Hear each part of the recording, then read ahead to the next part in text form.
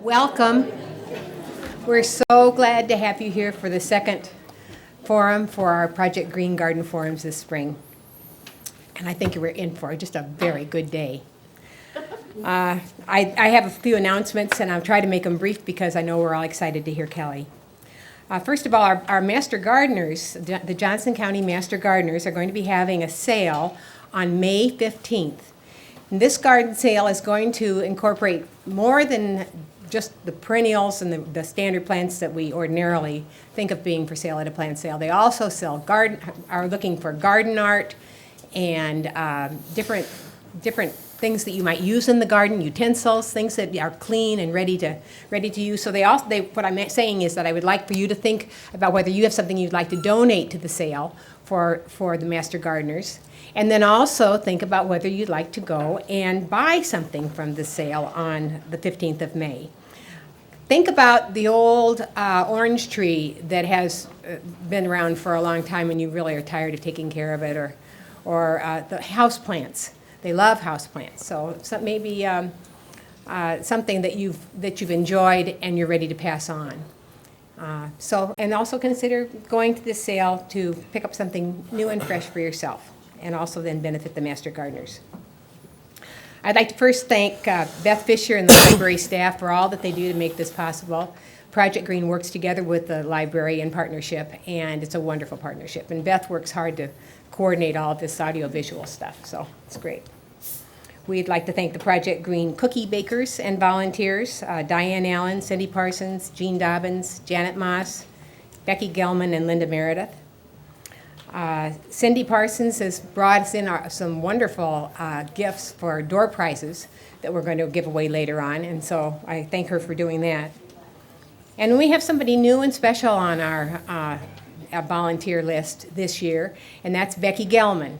And Becky is walking up the center aisle, handing out handouts.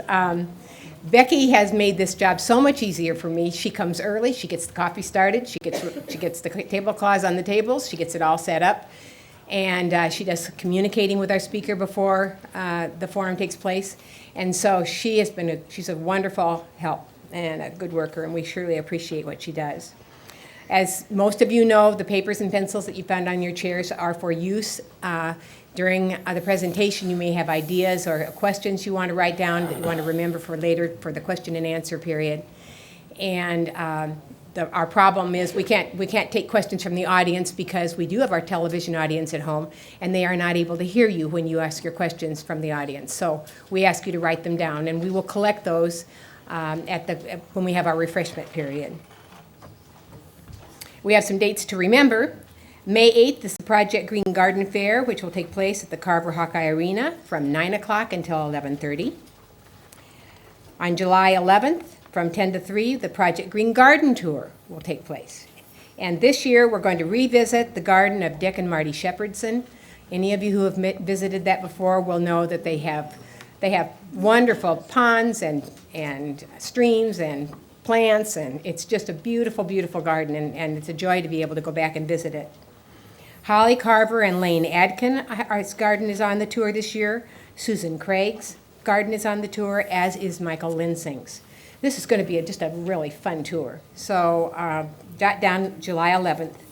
And the way we run our garden tours, if you can just get to one of the gardens, every garden is going to have a ticket that will tell you where all the other gardens are. And so you pay for your ticket at the first garden that you attend, and that's up to you.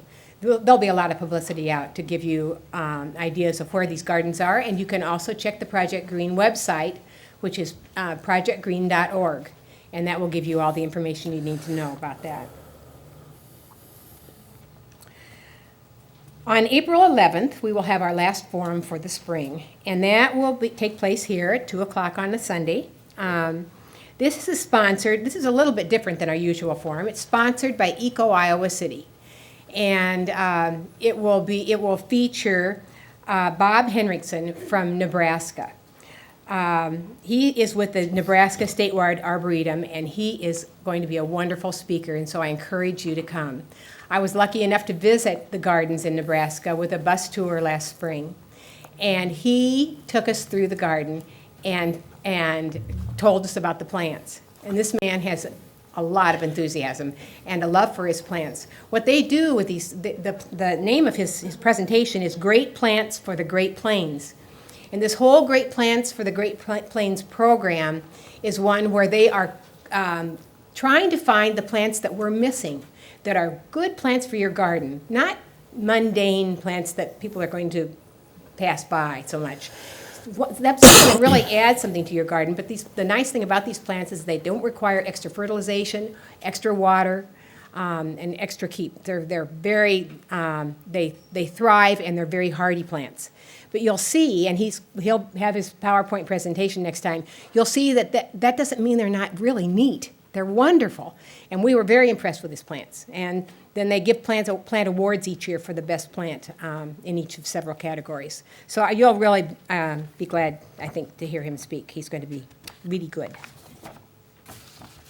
I want you to realize that we're going to have a sign up for our door prizes, and not now, but obviously, but at the refreshment time, and that will take place at the table in the back of the room. So when we break for refreshments, if you want to have a chance at getting a door prize, please go back there and sign up for it. You know, when we recruit speakers for these forums, we look for someone who's going to be enthusiastic and fun to listen to. And then on the other hand, we want someone who's going to give us a lot of good information, you know, something we can take home and use in our gardens. Sometimes we're a little heavy on the enthusiasm, and we have to really look for that information. And then sometimes we have a whole lot of information, and we'd like to just get a little bit more enthusiasm. Well, I think today we've got them both. I was so excited this morning when I was looking at Kelly Norris's website, and let me ask you, for those of you with computers, and I mean most of you probably have them, go home and Google Kelly Norris, even after you've heard him speak, because he's got a great website that is loaded with information. Kelly is steeped in horticulture. He manages Rainbow Iris Farm, a 7-acre nursery in Bedford. He's working on his master's at Iowa State studying woody plants. He's written 2 books. One of them was for sale, and I'm sure you can sign up for more later, right? Okay, he'll explain more about that probably. He is on the board of directors for the Iowa State Horticulture Society and working like mad on the All Iowa Horticulture Exposition 2, which is going to take place in Ottumwa on March 19th and 20th, something you might want to consider. He keeps a full speaking schedule, and this, as I said, a website that's loaded with information. He has a lecture called Zone Worthy on his website, or part of it anyway, that is just wonderful. I just can't say enough about this guy, and I better be quiet because I know you want to hear him. So I'll introduce Kelly Norris.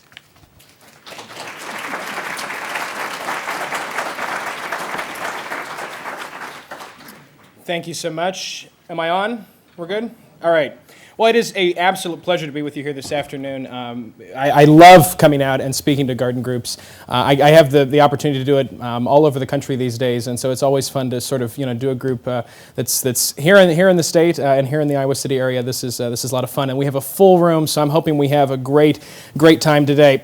Couple of plugs. This is the sort of the PR portion of the talk. All of you should have received a green trifold on your chair for the All Iowa Horticulture Exposition coming up on March 19th and 20th in Ottumwa.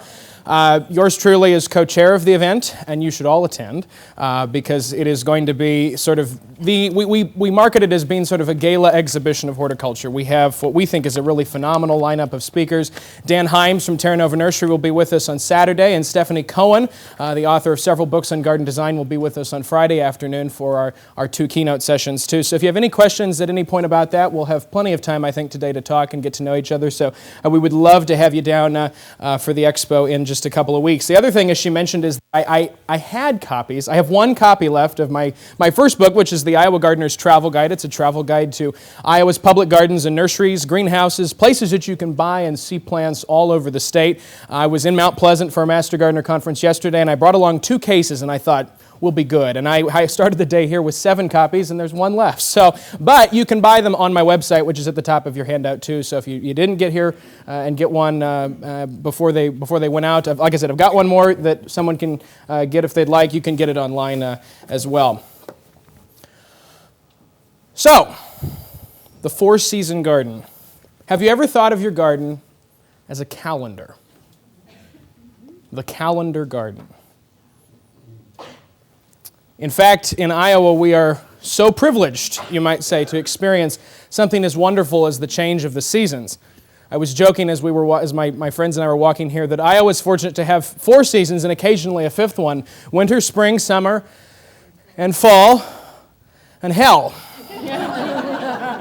And hell comes around about twice a year. About 3 weeks ago, when we were so up to here with snow and ice and frigid temperatures that we could hardly stand it. And then usually about the 4th week in July, when we wilt at the thought of going to get the paper in the morning.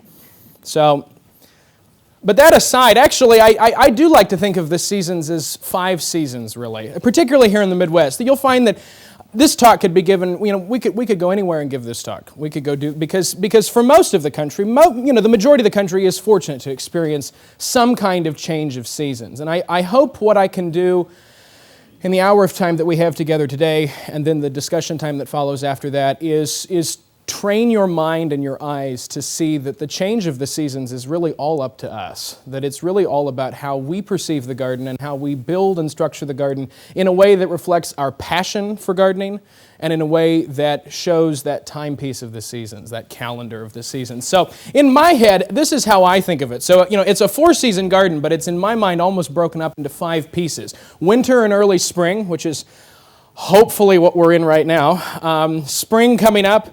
2 phases of summer, early summer and what some of the great garden writers of the 20th century called high summer, which would be that period of the return of hell in about late July and early August. That's high summer in the garden. So oftentimes best spent looking out at the garden and maybe not so much being in the garden. And then autumn, which is so wonderful. So you may ask, the comment or the question you may come to the room with today is, what is a 4-season garden? How do I make a 4-season garden? How do I take my current garden and make it a 4-season garden? And I used to approach this talk in that way. I used to sort of build this on a season-by-season basis as to how you could make a 4-season garden.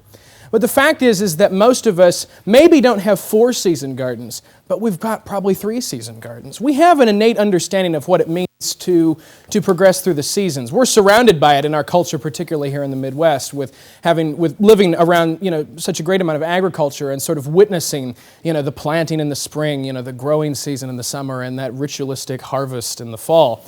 And so, I actually revamped this entire talk just for you folks today. I finished the slide list that you're holding at 1 a.m. this morning. So nothing like just tweaking right up until the last minute, right?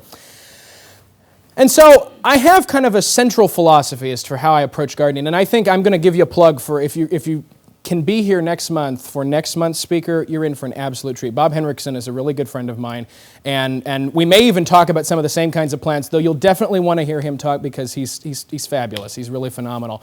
And at the heart of maybe our mutual philosophies is a concept that I call zone-worthy.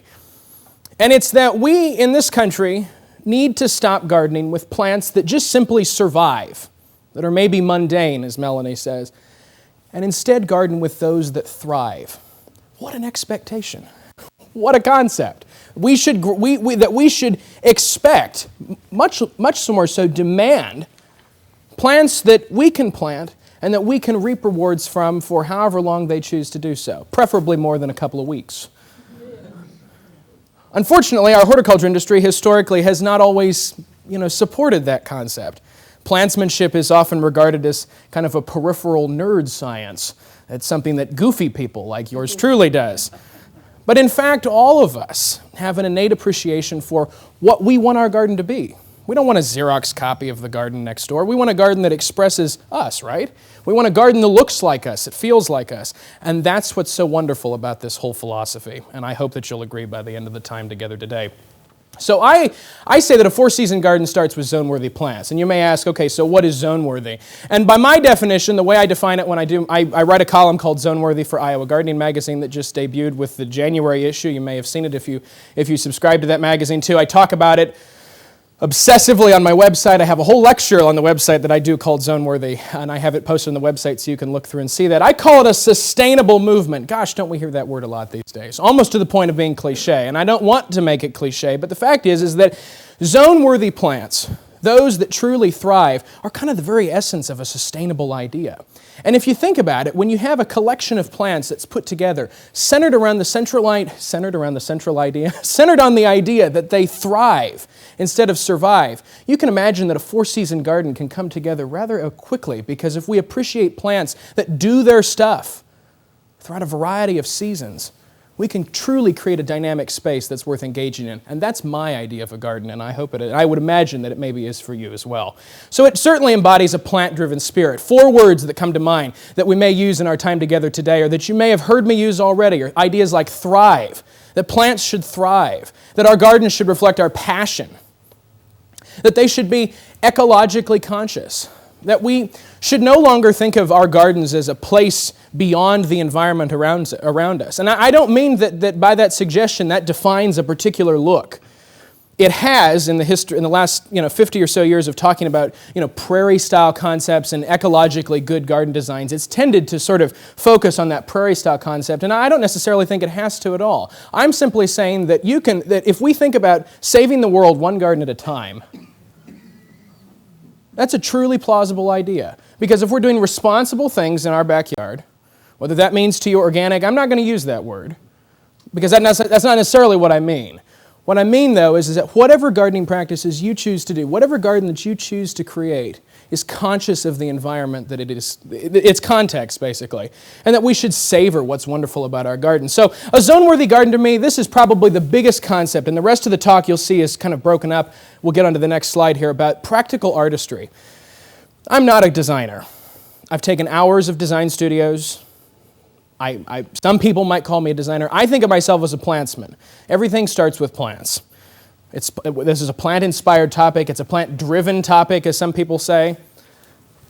But I think what's truly great about gardening is that, while it may be nice to have a guideline for style, maybe how things should look, how we should put things together, I trust that all of you in this room have a sense of what you like, of what you like to see, what colors work for you, what ideas in the garden work for you and which don't, and that through some coaching or through some gentle inspiration, you can create a garden that is the garden that you want. A zone-worthy garden is, I'm one click ahead, a zone-worthy garden is rich. It's got lots of plant materials. Something that Lindsay from Willow Glen talked about yesterday in his talk down at Mount Pleasant is that, when a garden is rich, when a garden is richly planted, there's maybe no need for mulch. There's no thought of weeds because you've created an environment. There's that environmental idea again, too. And we'll work into all of this throughout the time today. A zone-worthy garden inspires your passion. It inspires you to get out of the house in the morning, to go poke around the garden. Who takes a daily walk through the garden in the summer? It's a ritual, right? Cup of coffee, leave the cell phone inside, no need for an iPod, none of that stuff. Cup of coffee, glass of water, house slippers and a robe. I live in the country, so it's maybe it's a little different, but it's that ritual of the morning. And above all, a zone-worthy garden has zone-worthy plants.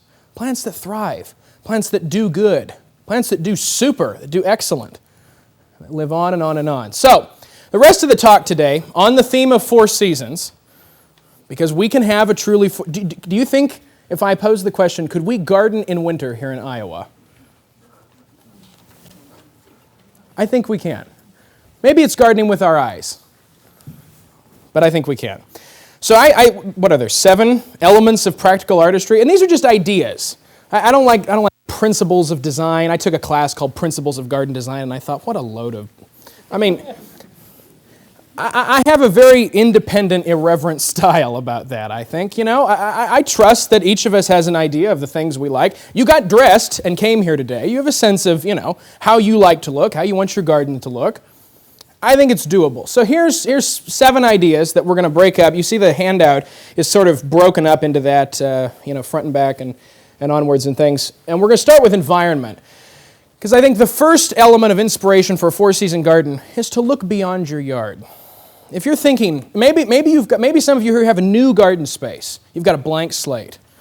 And I envy blank slates. I think the most fun I've had as a gardener in my life is not watching my plans come to fruition, is as much as I have making new plans. I love the idea of starting a new garden and planting it, almost as much as I do thinking about what the end product is. Almost maybe a backwards philosophy. A lot of us plan with the end in mind, and I think the beginnings are a beautiful start. And I think that's because there's such a great capacity for our environments around us, regardless of where you live, to inspire us to create gardens. So, the design textbooks would call that extensional landscape with a very, kind of droll tone to it. I mean, how boring does that sound? You can call it the borrowed landscape. I mean, what are the views beyond your house? Or, what does the landscape outside of your garden look like? But I also can think of environment as sort of an emotional landscape. What is the environment around you, or the environment that you want to create in your backyard? What does it do for you? What kind of feelings does it elicit from you? And so as a kid who grew up, just a mile or two from this prairie right here, I tramped around, 5 or 6 years old, and the grass was up to here, and wading my way through it at various points throughout the summer. And I was lost in its majesty.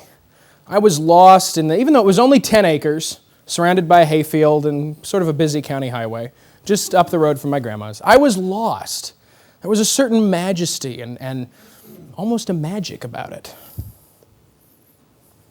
I also was out on that prairie in the middle of just ahead of a thunderstorm, and that's what happens when you get about a 60-mile-an-hour downburst from a thunderstorm. And you're out in the middle of this prairie, and it's sort of like, of course, I'm not smart enough to run from my car. I'm thinking, I could catch this grass shot, and this, it's so. But if that does something for you, how could you create that idea in your garden? There's lots of people who've talked about this. Has anyone been up to Roy Diblick's place, Northwind Perennial Farm, up around Burlington, Wisconsin? If you haven't, turn your paper over, jot it down. Northwind Perennial Farm. It's up by Burlington, Wisconsin. If you've never heard Roy speak, Roy is the plant whisperer. I mean, he's amazing. And this is one of their display gardens. I mean, sure, it doesn't look exactly like the slides we saw before, but the feeling, the emotion, the movement of those grasses, the idea of creating a landscape that not only in some way is linked to the emotions that you have, but is some way linked to the idea of the landscape around us is totally plausible. A very sort of wild and natural plant combination at the same time. This is at Willow Glen here too.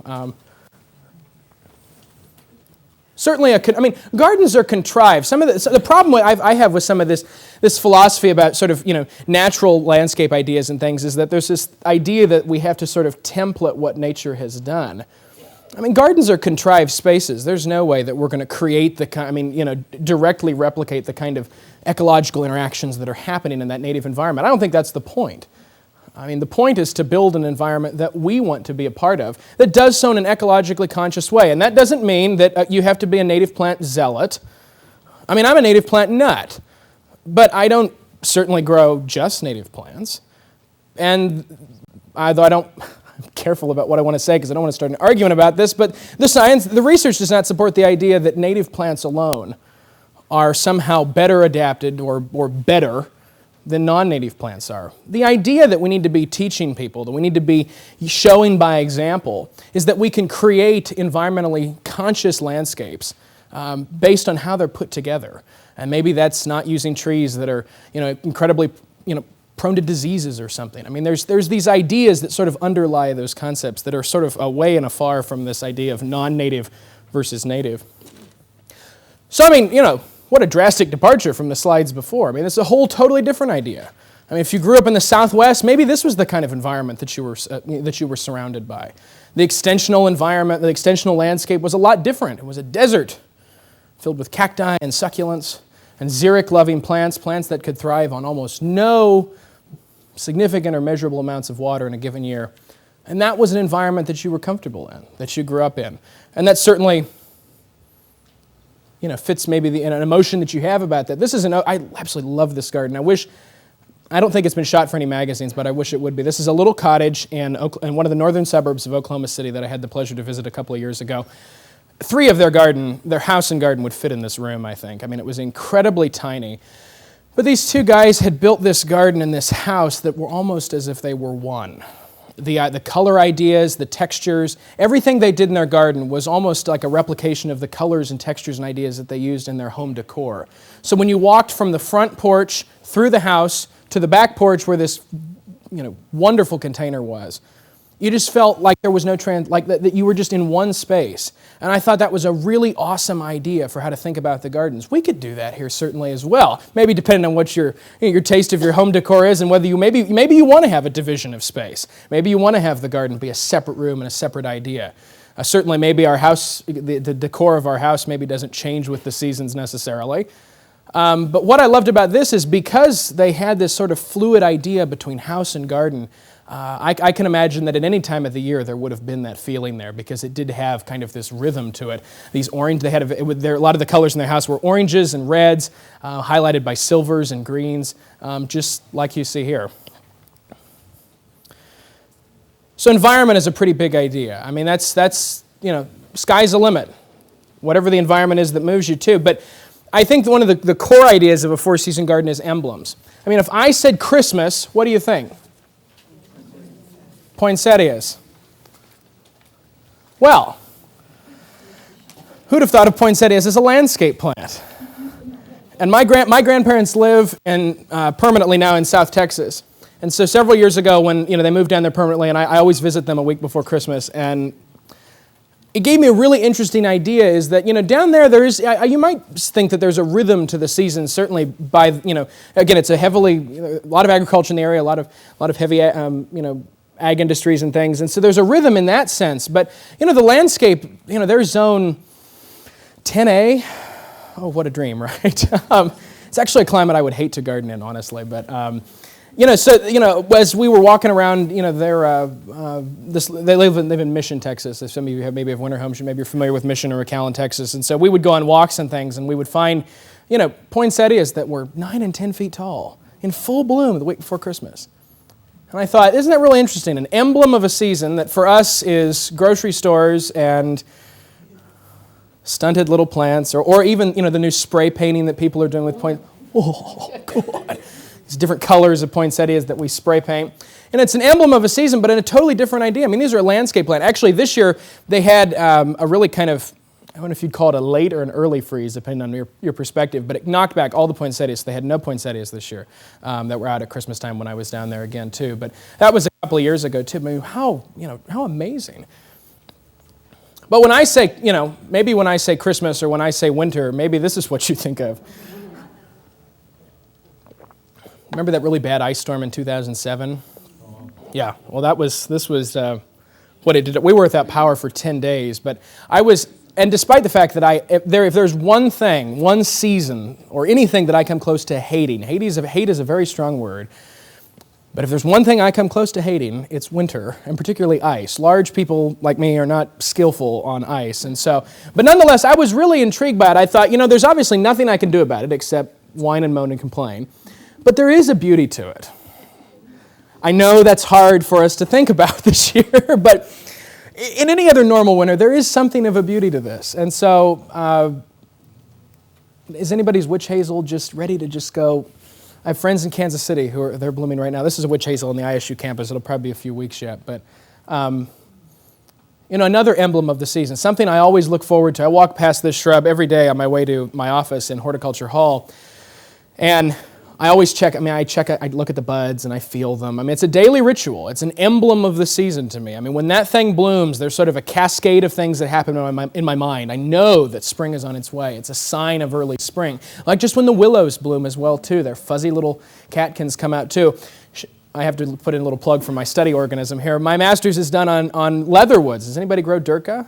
Durka palustris? I'm spreading the gospel.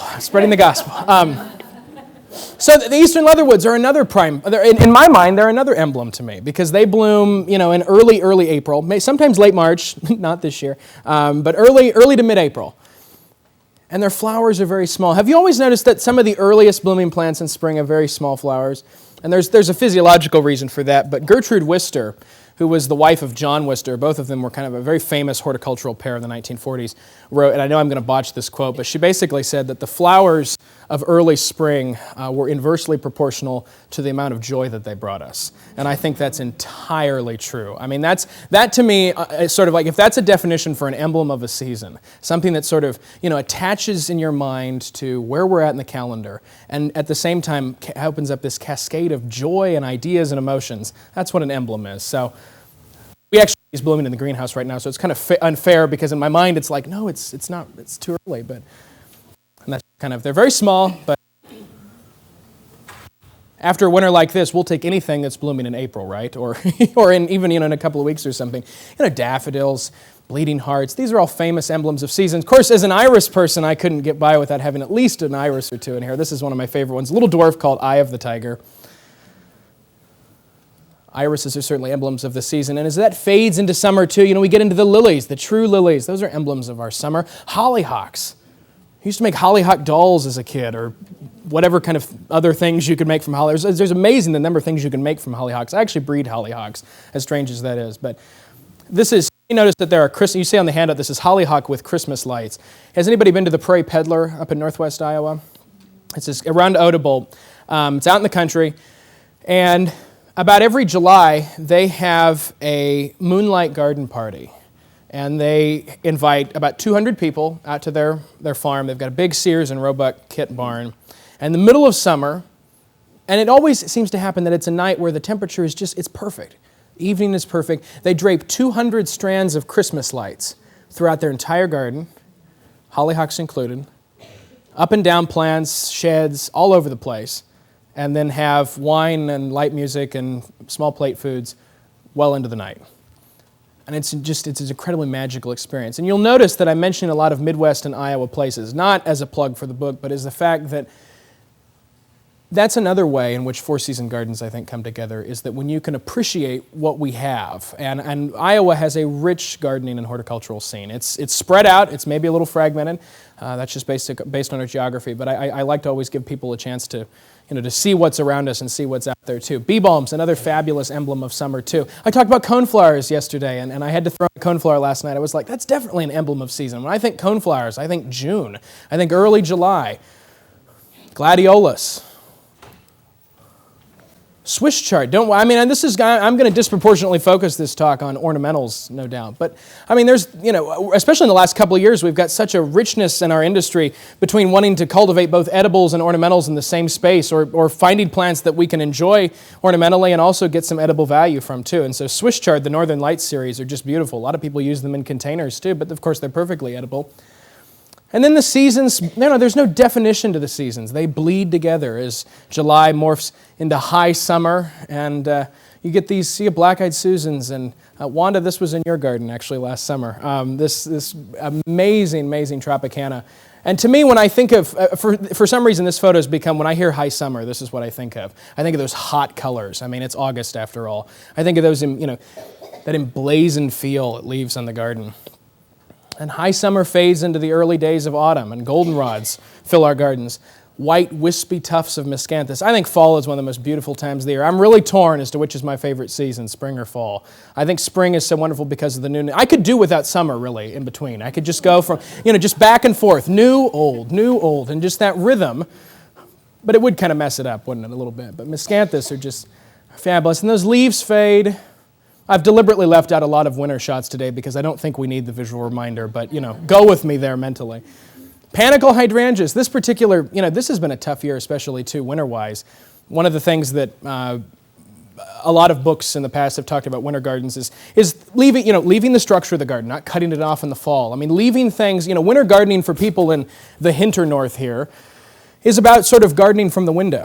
Reliving those experiences, seeing what's left, seed heads, fruits, structure, form, things that are left, the more permanent aspects of the design. We're so busily focused on color.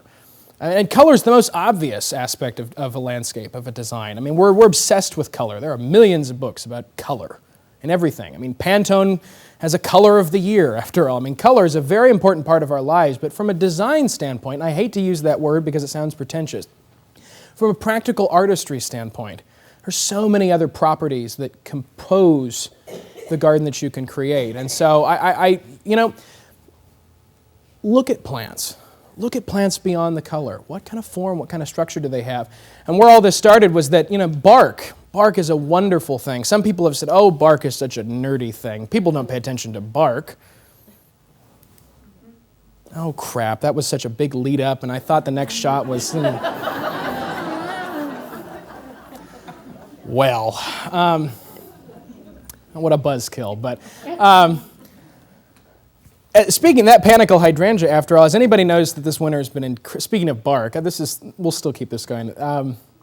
This has been a terrible winter for rabbits and deer, sort of changing the colors of the bark on certain plants. That panicle hydrangea that you saw in the slide before is outside my office, and it's got, now the snow's melted and, there's some space around it. It's missing bark from about, from the ground. Well, actually, it's got bark here, and there's no bark here, and more bark because the snow, these rabbits on top of the snowdrift nibbling away at this poor thing. Rabbits pay attention to bark for probably a much different reason than what we would, but I promise there's a really great bark shot coming up here in a minute. Fall is not necessarily a time for endings, though. Some things are just blooming in fall. Who grows autumn crocus or colchicums?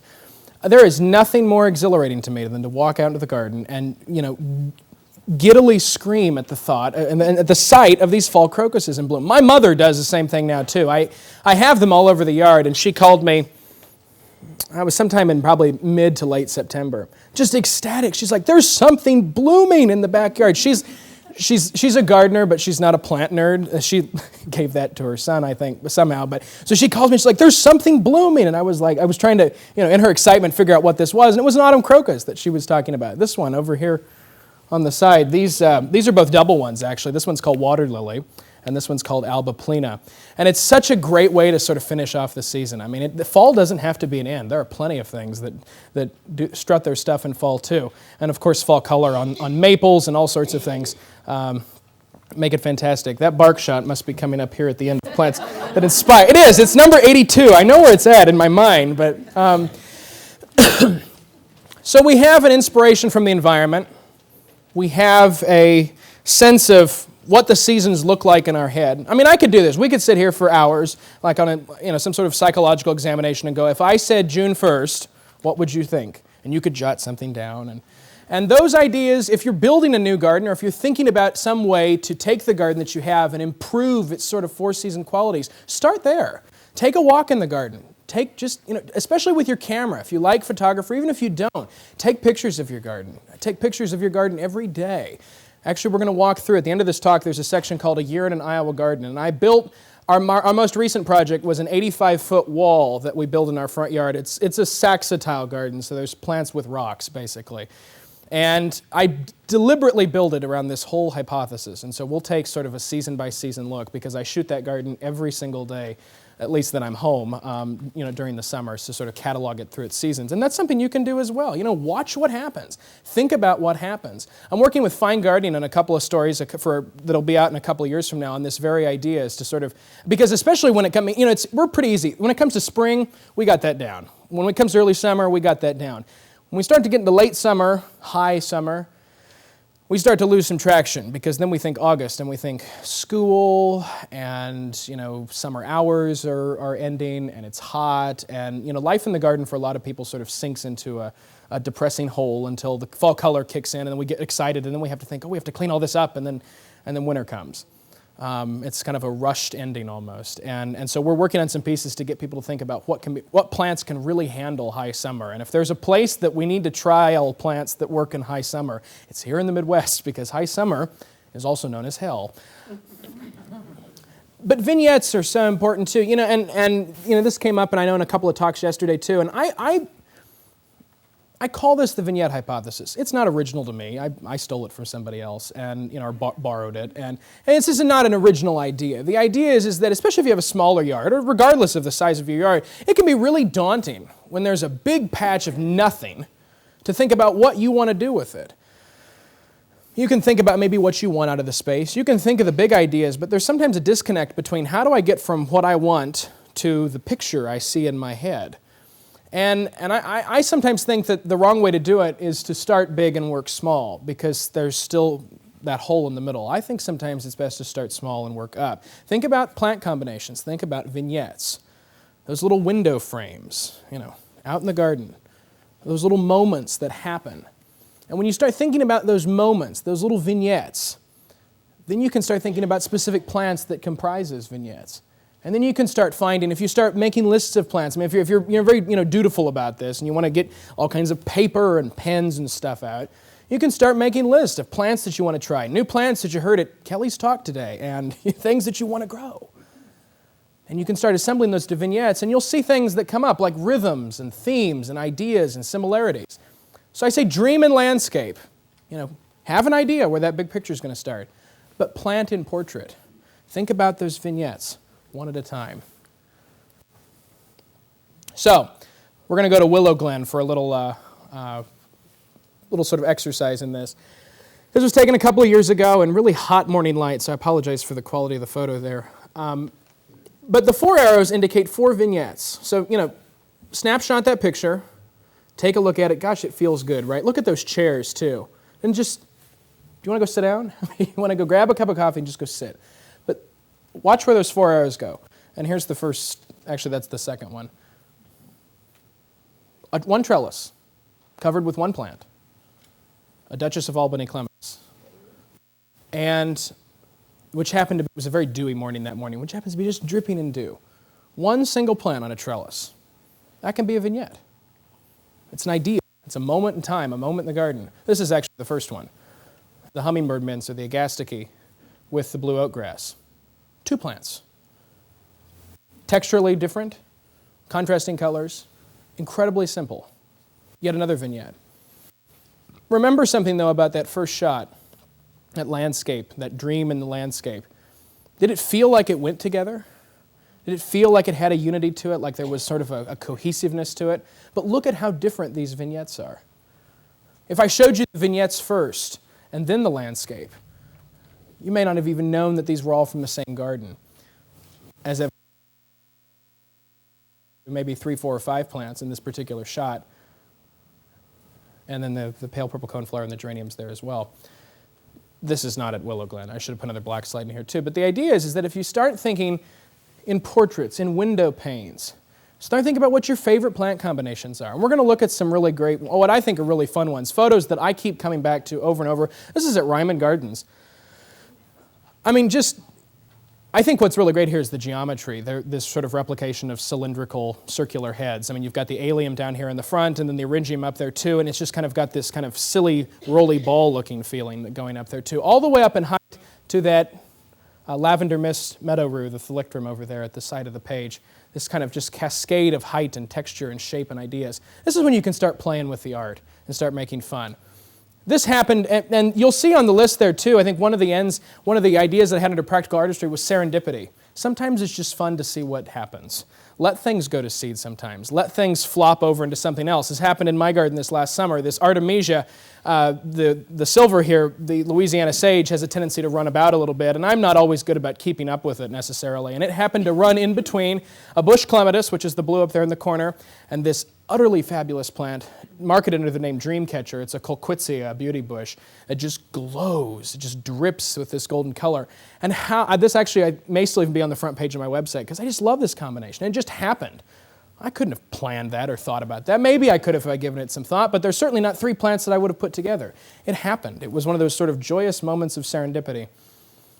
And of course, and there's to be several opportunities to do this in the rest of the talk today. Look at this shot. We've got nice texture and color and stuff going on. And 3 weeks later, that's a blessing. That change in rhythm of the seasons is a blessing, I think. And it's a fabulous opportunity for people who love plants and love gardens to watch something like that happen. And I mean, the 3 things that are pulling that together, we have an Amsonia in the front, this is Amsonia ciliata, one of the blue stars, which the Amsonias have fabulous fall color, great yellow fall color like that too. This is actually going to be the perennial plant of the year in 2011. Amsonia hubrichtii is, they look about the same, but that'll be the 2011 perennial plant of the year. A blue spruce, and then the Panama red hibiscus there in the center. 3 plants I mean, there's other stuff in there as well, of course, but 3 plants that really seal that whole thing together. This is out in Portland, Oregon, at the Garden Writers Conference a couple of years ago. We went to several private gardens, and this gal just loved. This is Mexican feathergrass. It's not hardy here, but you can use it as an annual. And it's a perennial in Portland, and she just loves it. It's all over her yard. Her yard is just soft. I mean, because it looks about as soft as it feels. I mean, it's wonderful. The whole garden has this very kind of, great, cozy feeling to it. But look at all the other kinds of texture she used. And this is just as you walk in the front gate. And that idea is sort of wrapped around this small little suburban lot that she has. That's a banana, actually. This is actually in her neighbor's garden. 2 neighbors that have totally different gardens, but yet have very similar ideas about the appreciation of the seasons. The texture contrasts are there too, the cannas versus the Japanese hakone grass, the hakone cloa. Those were in September, by the way. And that's the beauty of Portland, I guess, sometimes. But another place, if you're ever out in the Portland area too, and as gardeners and horticultural lovers, if you have not been to Portland at some point in your life, you must. It's like a mecca. It's an homage that we must make. One of the places, if you make it down to Eugene, home of the University of Oregon, is to what I think is in the gardens I've been fortunate to see, one of the best small gardens in this entire country, and it's called Northwest Garden Nursery. And if you've seen all these new hellebores coming out, these new big-flowered, spotty hellebores from Terra Nova Nursery, it's those people that are breeding it, Ernie and Marietta O'Brien. And their garden is just, I could move in tomorrow and cast the world goodbye. It is just, it moves me. It's a place you walk into, and it's just sort of like you just feel at home. And yeah, they've got all kinds of cool plants, but that first moment had nothing to do with what plants they had. It had to do with the kind of environment they had created. They've got Douglas firs, which are part of the Oregon landscape, or kind of the foundations of their yard, and then they have just created art in between. And it's truly, truly beautiful. Just evidenced by that. There's another couple of shots coming up from their nursery in a little bit. So we've got emblems down, we have an inspiration, and now we have an idea for how we can put these together. We can think in portrait. Plant in portrait and dream in landscape.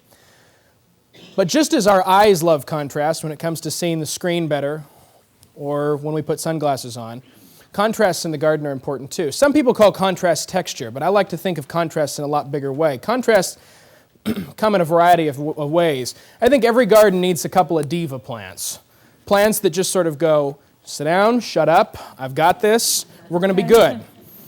And I put a couple of diva plants in here in the next couple of slides. You can see, but the divas need some dancers. They need some motion, some stuff happening around them while they do their aria or however far you want to take that analogy. But then there's the obvious contrast in texture, size of leaves. That's probably the classical definition of texture. A big fat leaf like a canna and a really fine leaf like a grass. There's also contrasts in space. And we'll see that I'll probably explain that better with a photo, I think. There's contrasts in time, how one plant can look at one point in the season and how it can look later in the season and still be ornamentally attractive. Maybe that's a plant that has really great, voluptuous flowers and then really, really fine-looking fruit. And then there's contrasts in ideas. Some people call that whimsy, sticking a pink flamingo in the front yard. It's certainly a contrast. Perhaps not tasteful, but certainly a contrast. I'm not judging if you like pink flamingos. Just go right ahead. It's your garden after all. And these could be serendipity. Sometimes when something reseeds and you don't expect it, and then all of a sudden you come out and you go, where did this come from? And then you kind of go, gee, that's kind of cool. It happened. It's this contrast in idea. It's not the idea that you had, but some bird or the wind or some vector of nature decided that was the idea that it had. So there's contrast in ideas. Contrast is fun to play with. Oh, I love conifers and I love dwarf conifers, and I don't have enough room for them in my current garden, so say my parents. I could find lots of room for them, but in their current yard. But there's not enough room for a lot of trees and shrubs and that kind of stuff too. But when I have my next garden, this diva is going in. This is Pinus contorta, Taylor's sunburst. All the new foliage is yellow like that.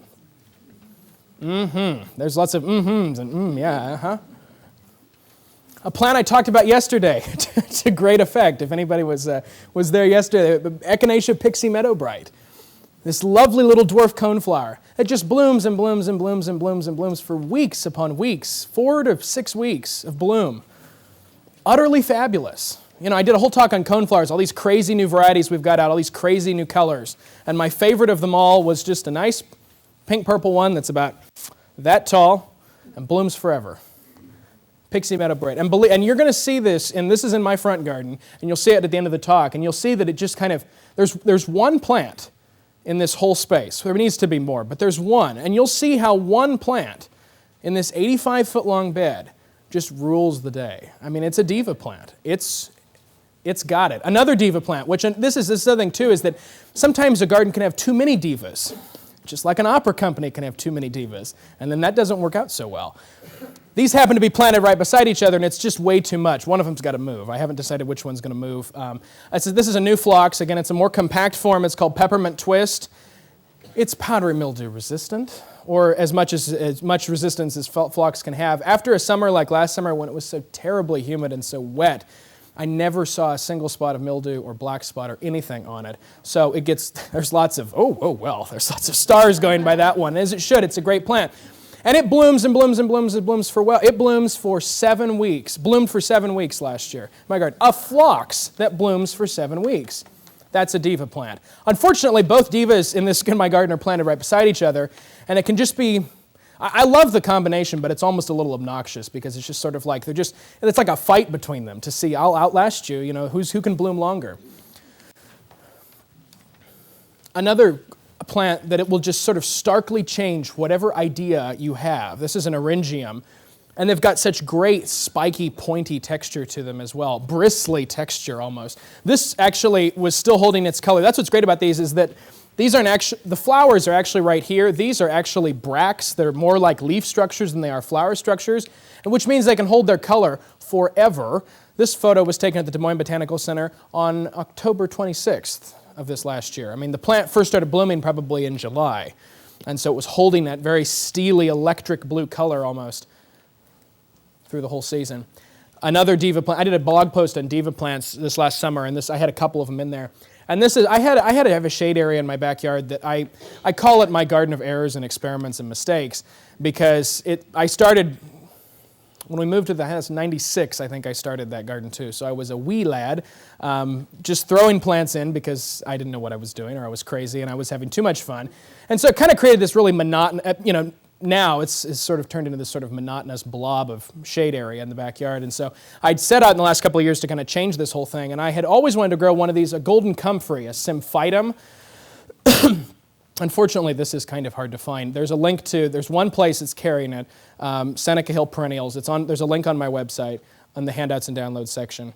And this is truly one of those plants that, by the way, I have added several now, but this was taken in about August, and that plant came in about a 4-inch square pot in May, and was about that tall, and that's what it had done in one season.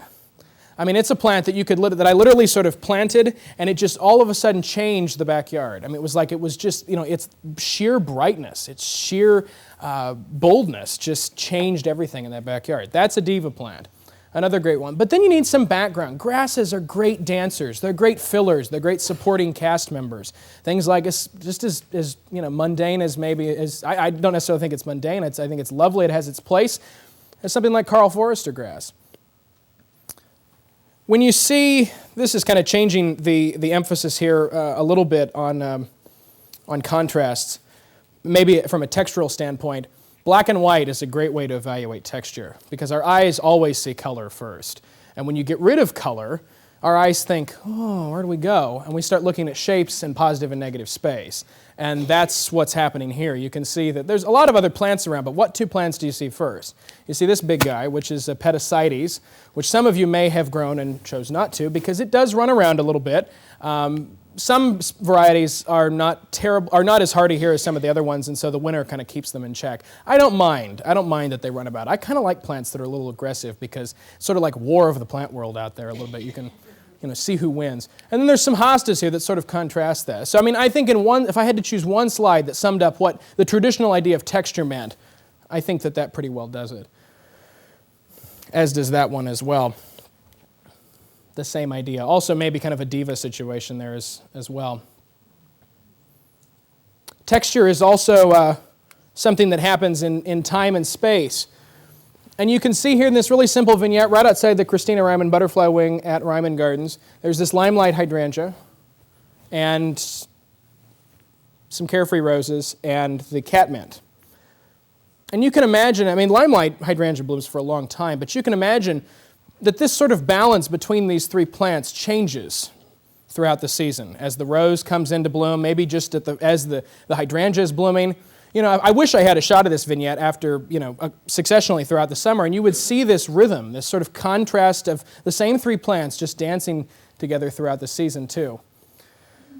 That's at Northwest Garden Nursery. That was one of the first things I saw when I came into their nursery, and I mean, it's just incredible, right? I always like to see, people see different things when they see this. Who sees the carex first? Yeah, and I think that was probably what she had designed to be. It just sort of like, there's a little path here. Her paths are very narrow, which makes some people uncomfortable, but at the same time, it reduces the amount of space that you sort of see between borders. It just sort of feels like it's one big tapestry. So I think that was a really smart move on her part. Some people see that first, the cordaderia, that's the true pampas grass that are not hardy here. And I think some people, I actually tested this, some people see this first. It depends on whether, if you have varying levels of red-green color blind or something, depending on which one that you see. But most people, I certainly see that first. And she certainly has that idea replicated with grassiness throughout the rest of the design. You know, they always talk about that a garden should have certain amounts of repetition, and some professional landscape designers think that that means 4 plants used nauseatingly over and over and over and over again. Repetition can be an idea. Grassiness, this sort of frilly idea used over and over and over again. Even though it's not the same plant, I mean those two are obviously, but not used over and over and over again. It's the idea that's replicated. That's the contrast in space.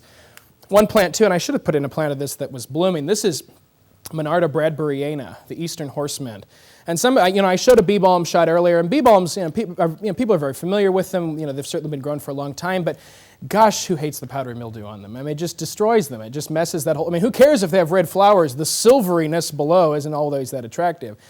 But here's one that actually is disease resistant. I mean, if there's truly something like that in Monarda. And I should show you, there's a shot of it on my blog in bloom, but I thought what was even better about it is that it actually gets kind of mahogany fall color, but in between when it blooms in kind of June and the fall color in September, those heads, if you leave them, look fabulous backlit by light. How is it that something as ubiquitous as light has sort of been forgotten about in the topic of making gardens? There's a shot coming up in a little bit of a redbud, a forest pansy redbud, which has red foliage.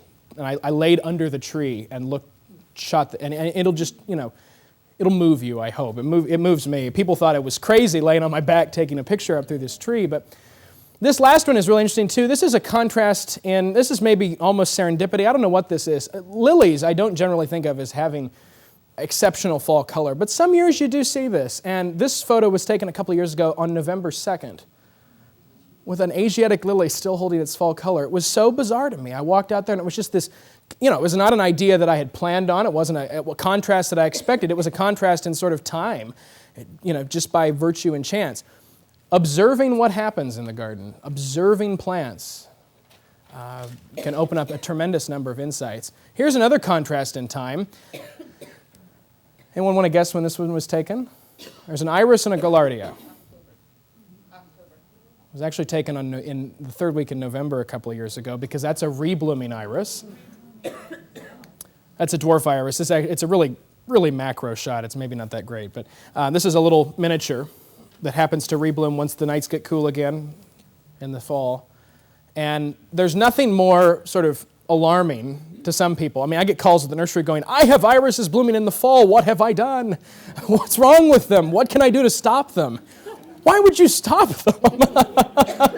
It's this contrast in time. It's not expected in the fall. And it's wonderful when that happens. I've got these planted sort of strategically. Rebloom is kind of an environmental thing. Sometimes it happens really well and sometimes it doesn't. And it's always nice to see people come to pick their iris orders up and they're walking up along and they're kind of walking, and then they stop and they see an iris in bloom, and that's a very important contrast as well too. Another maybe sort of obvious textural contrast between that as well. So we've got some of these principles and these bones down, and now we can just have fun with filling in the blanks. We can just go through and look at plants that inspire us, plants that move us. So, I mean, we could do a whole talk with no slides, just you and me up here in chairs talking about plants that inspire us and plants that we love in our garden that we want everybody to have so they can enjoy the same things that we do about them. So I guess that's what this talk is, or this part of the talk is plants, zone-worthy plants in some instances, plants that are truly going to do well and thrive, that instigate our passion, that we want to get out there and we want to watch them bloom. We want to watch that fruit. We want to watch the butterflies, cover the shrub or whatever it is. We get out of the garden, and that's as this forest pansy redbud shot. I mean, have you ever thought about what your trees look like at different times of the day with the light? I mean, it's a magical thought to have, and especially when you see it and you can think about it. And actually, there was a book that Ethne Clark, who's now the editor at Organic Gardening magazine, she wrote a book on gardens in fall several years ago, and she talks about it. And part of that, sort of the moment in her life when she realized that, things could be backlit and things could look good in different lights, that it sort of opened up this whole new idea about where she could put trees and different plants that could show off, like that Monarda in a couple of shots ago, to get that kind of backlit look to the plant. Forest pansy actually is hardy here.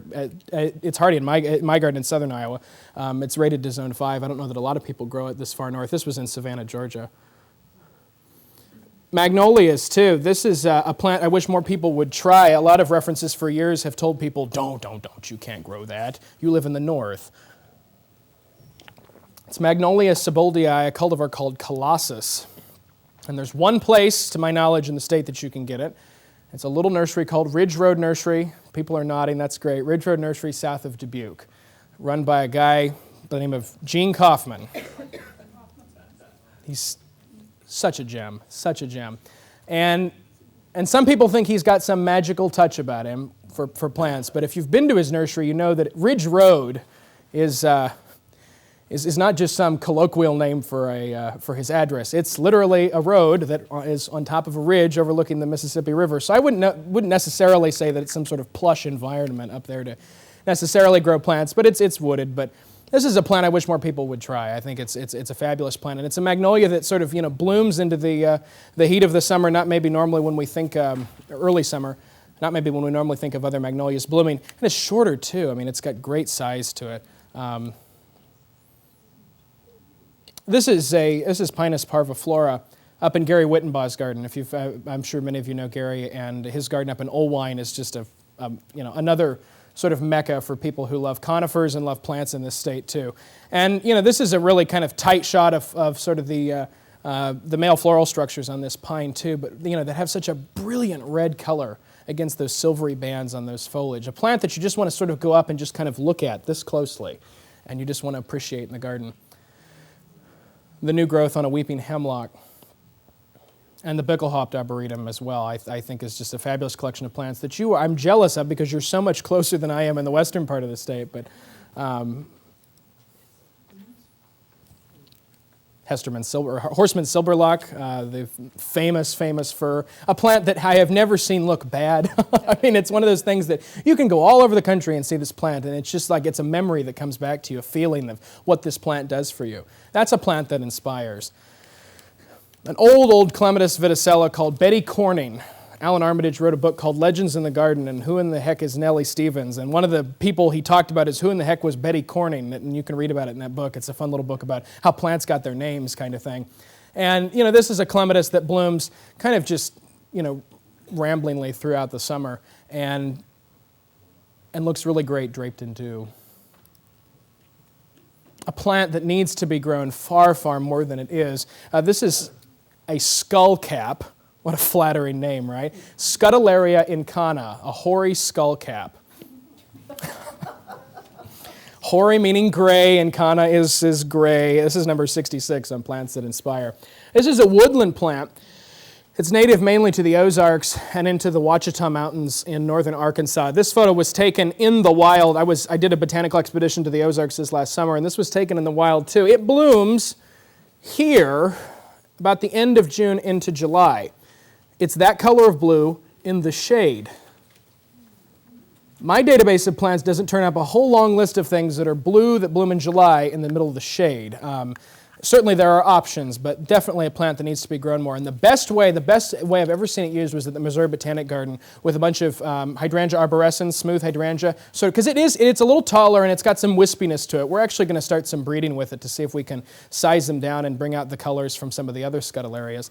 But if you've got some larger shrubs or small, well, kind of mid-sized shrubs that can hold that structure up, you get these great wand blue flowers that are just something else. It varies. It depends on the soil it's on. In the wild, it can grow on really rocky soils, and it'll only get about 16 inches tall. If it's on what we would say good garden soil, it'll be upwards of 30 to 36 inches tall. More eryngiums. I think eryngiums are an underappreciated group of plants all around. This is Eryngium planum. It's a little cultivar called blue hobbit. And if blue hobbit is happy, and when I say blue hobbit is happy, it means that it's thriving in the most miserable conditions that you could think about. Hot. I've got mine in clay. I've got mine in gravel. It doesn't care.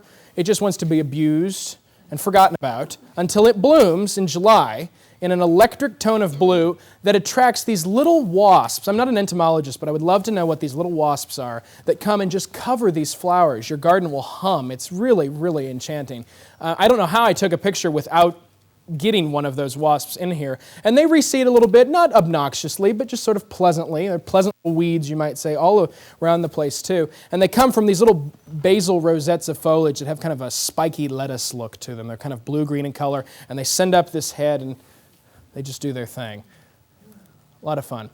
Another eryngium, of course, that's native here. This is rattlesnake master, Eryngium yucifolium. Another eryngium that's got, another almost diva plant. You could plant this somewhere and it's going to change that idea. It's got that bristly structure to it that just makes you go, mm-mm. Big blue stem. Another ornamental grass that I don't think is, we grow the heck out of little blue stem. But big blue stem can get, on good garden soils, which all of us have, deep, rich topsoil that goes down for feet, right? Big blue stem can get a little obnoxious and get really tall because it's normally used to growing A, under competition, and B, in prairie areas that maybe don't have that sort of richness to soil that we've kind of artificially engineered in our gardens sometimes.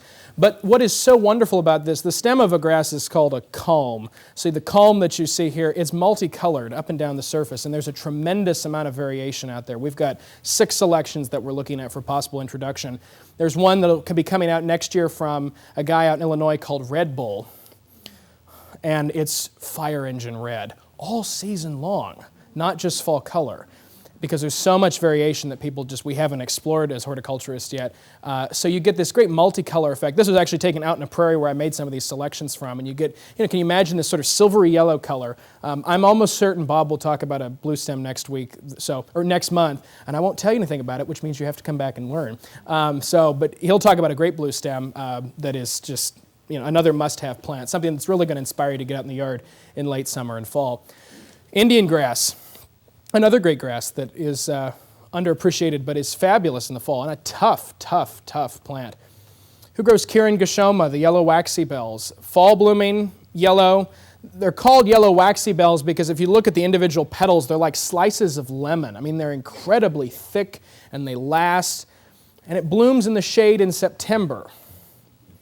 Not too many queries in the database coming up with things that bloom in the shade in September. Another very, very tough plant. Likes dry shade too, which is an inspiring note for a lot of us that suffer from dry shade. Seven suns flower, Heptacodium myconioides. Does anybody grow seven suns flower? Isn't that a plant that you just absolutely look forward to in the fall? As if the white flowers aren't enough, because every insect for miles comes to your garden to pollinate those and look at those, right? But then when the flowers are done, you get the sepals that are left that turn this hot pink color. And then if you've limbed it up, you get the bark value. So let's see, flowers in fall, this sort of lasting sepal structure through the end of fall, the bark through the winter, and this kind of nice big shrubby form throughout the summer. There's a 4-season plant. And a very important comment to make at this point is that a 4-season garden does not necessarily have to have 4-season plants. I hope that I've made that sort of indirectly clear through what I've said today, is that unfortunately that's how some authors have approached it in the past, that a 4-season garden has to be about plants that have all this added value to them. I don't think it has to be at all. It's about a garden that, as a composite presentation of plants, shows off those emblems of the seasons, thinks about those vignettes that have rhythms and patterns across the landscape. and that cause you to go out. I mean, you can have a garden the size of this podium, or this area up here, that would have very few plants, maybe. But you could have a very rich and dynamic four-season garden, because in the spring it may cause you to go out and look for those small flowers. In the summer, you may be able to appreciate the form of a shrub. In the fall, maybe be able to look at its fruit. In the winter, enjoy its bark. Maybe on one plant, maybe on several plants. It can be either way. Fruit. I wish a book on fruit would sell, because I've got lots of great fruit shots. This isn't a terribly great one, but this is Eastern Wahoo. Euonymus atropurpureus. Relative of bittersweet, same family as bittersweet, the Celestinaceae. Gets these hot pink capsules that open up to reveal these sort of orange seed-like fruits. And this was a particularly great fruiting year. All of mine were just laden with fruit by the end of the fall. And it's one of those things, I mean, this was, like end of October again is when those really color up perfectly. And people are out in the garden going, what is this? I mean, it's, because there's not a lot else happening at that point in the garden. So just like in the spring, one or two plants can carry you out into the garden based on what time of year it is. And of course, bittersweet. This is our native bittersweet, not the nasty Japanese bittersweet that is terrible and bad and awful that none of you should grow. This is Celastra scandens, our native bittersweet.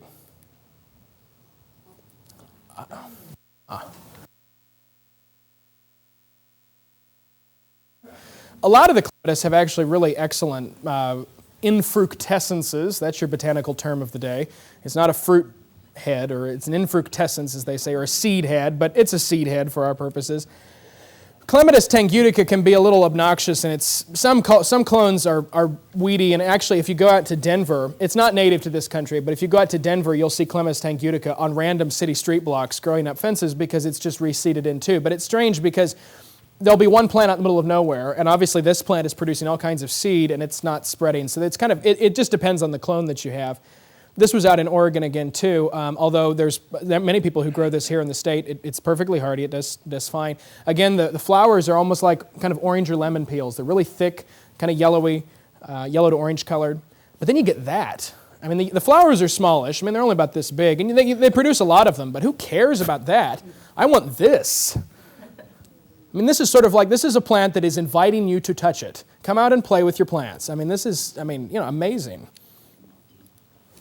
Old man's beard is the common name, incidentally. I'm nuts over cal. This is maybe the one exception to the list of plants that maybe aren't terribly zone-worthy plants here, but I had to throw it in because I love the fruit value to it. This is a calicarpa, a beauty berry, but this is a white-fruited form. Some people have had some luck with them this far north. I wouldn't maybe suggest them if you're looking for a plant that's absolutely going to thrive and do well. You may have to sort of give it a little extra protection too, but if that's what you're into, that's fine. If it gets a chance to bloom before it gets too cool, it'll put on a good fruit display. But it's not necessarily a zone-worthy plant maybe for this part of the country, but it's got an absolutely amazing floral or fruit display in the fall too. And a plant that, this was taken in September. And you go out and you see this kind of fruit, and it's just amazing. I mean, it's not only an aesthetic look, but it's I've always loved alliums, but I've never really had much of an opportunity to do a whole lot with them, just because maybe they weren't real high on my list. And in the last year or two, that started to change. And one of the things that kind of inspired that was this sort of unexpected fall color that I saw on one at Ryman Gardens. And it just literally, I was out teaching a class actually, and I just sort of stopped, and my students were like, why is he not talking? And I was just sort of like entranced by this allium that had this, little like licorice sticks of yellow, and that were just, it was a totally different idea to me. And I thought, wow, I mean, this is Allium senescens, one of the fall blooming ornamental onions. And I thought, wow, that's not an aspect of that plant. It inspired me to want to plant it. This used to be a joke, and the last version of this I did, I had it broken out by seasons instead of these kind of ideas. And someone noticed at the end of the talk that I had a kale shot in every season, and it's one of these amazing four-season plants. I always bed out tons of kale in one of our iris display beds, and I watched them for a couple of years. And sometimes they'll that was in early spring. They really can color up well in fall, and hey, who knows? Look, they're still doing good when they get that first snow. So I always joke that kale were the perfect four-season plant because I think I have shots of them about every time of the year. I mean, it's pretty. It's lovely. This is a little blue fescue. Again, not a grass that I would go, run and give a lot of high praise to because they can really melt out during the summers. But I've got a few of them in the garden too, and this was a couple of years ago during that ice storm, and every single blade was coated. And as much as I wanted to rip them out because I don't like the fact that they sort of melt apart in the summer, I had to leave it on the off chance we'd get another ice storm and I could see this again. There's the bark shot.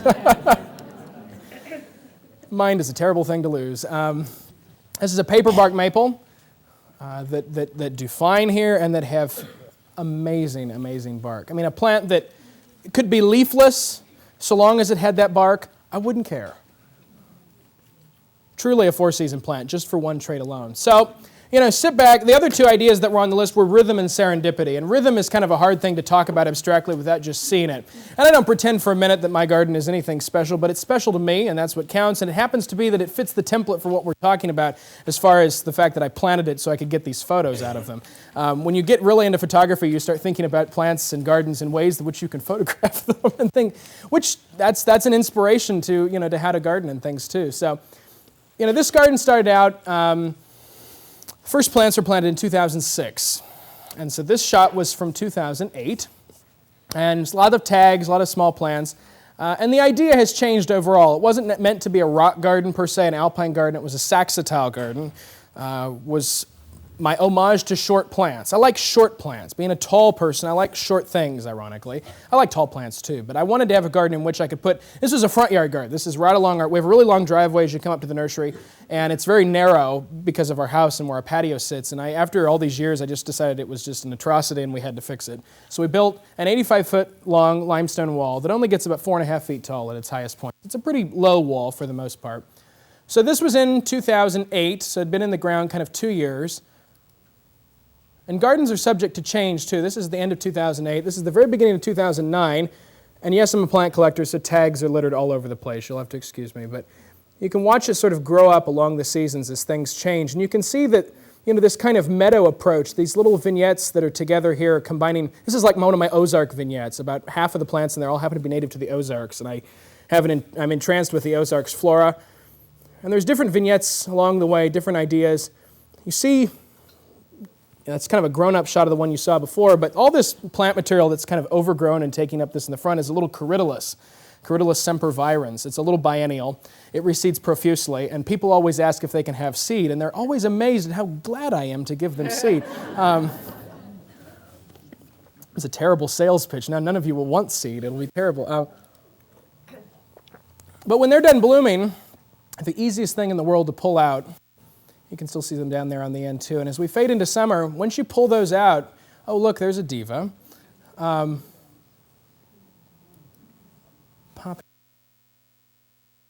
together by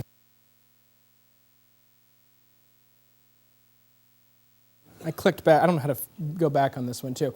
I obviously put them beside each other, but I don't know.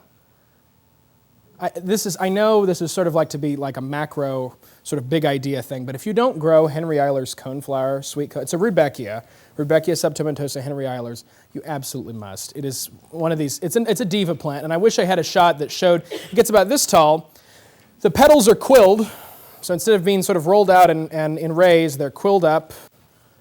Rudbeckia what? Rudbeckia subtomentosa Henry Eiler's. It's not on the list because I couldn't fit it in, but I had to put it in here. Henry Eiler's sweet coneflower will be the common name. It's excellent for cut flowers. It actually has a sweet smell to it, which is unusual for plants, for Asteraceae plants in this particular group.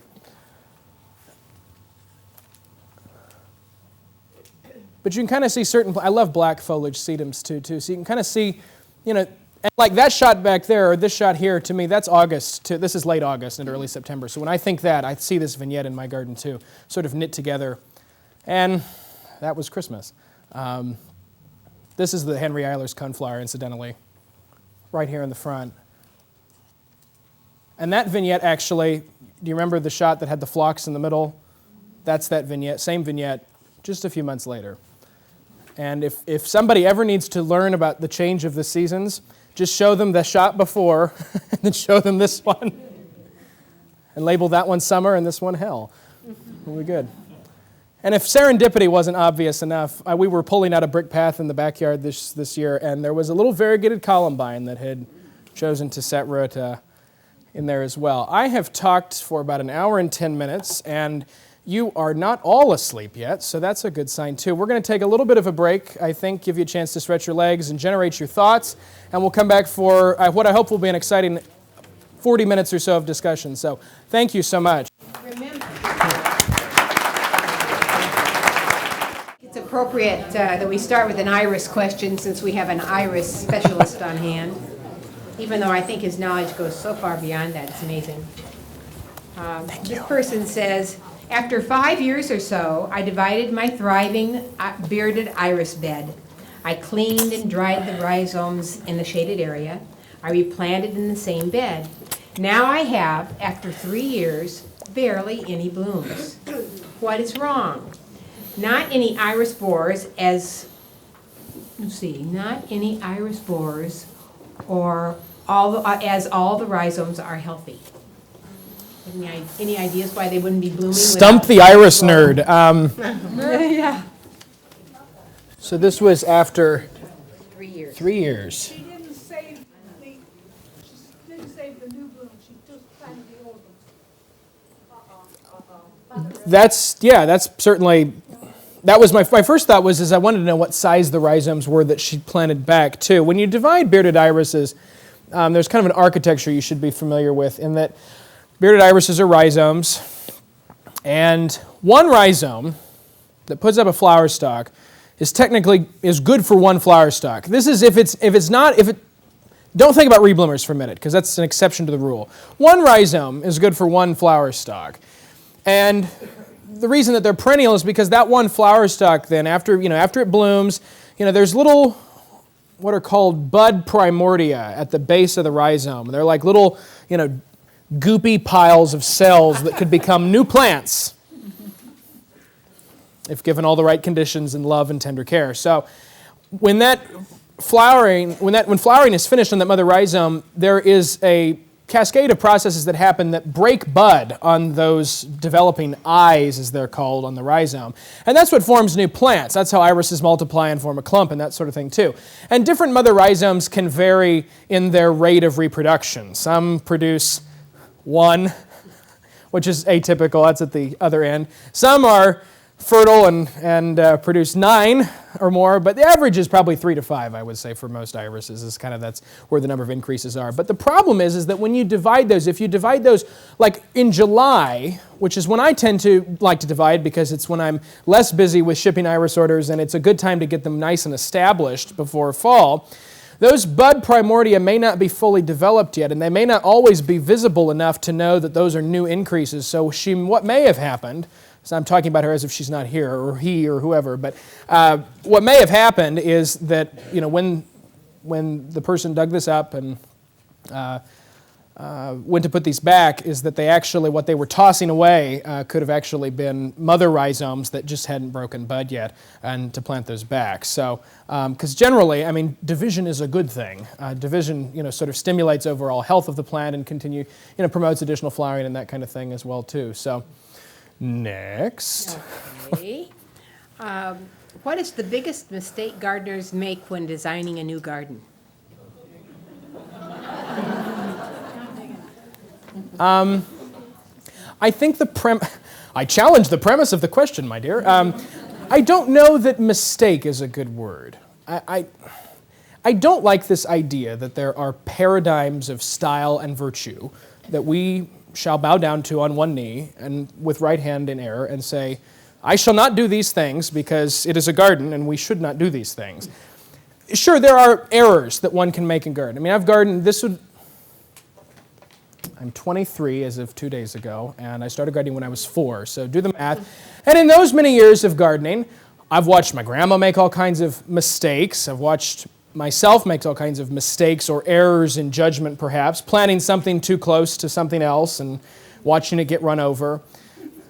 But is it really a mistake if you could learn something from it and make a better garden? So I don't know that I have thought too much about the mistakes that we all make and with what regularity we make them too. I see all those things as opportunities. So Maybe the one mistake that people make is that they're too afraid to try. So, and I think that especially in this day and age when we're talking about wanting to get people my age into gardening, we should encourage experimentation and error because it's through which we learn new things. So.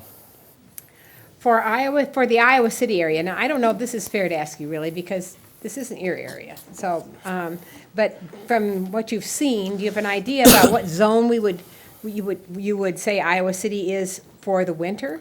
Well, the 1990 USD hardiness zone map, which is what all of us are familiar with, no doubt, is horrendously out of date. The new version was to be out in 2005, but we're experiencing arguably some amount of climate change, and the problem has been is that as they have sat down to look at how these maps are constructed, and you may think the hardiness zone map, it's an incredibly tedious process by how these maps are put together because there's a lot of industry that depends on the delineation and demarcation of these zones.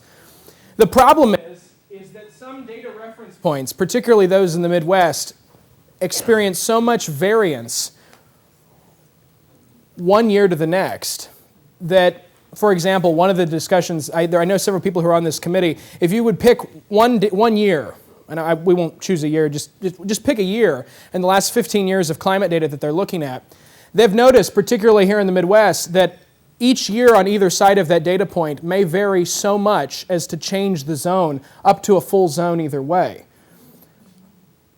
For those of you who have statistical training, you know that that's a giant problem, and it makes it really hard to sort of demarcate those boundaries. So that whole spiel being said, most of Iowa is 4B or 5A.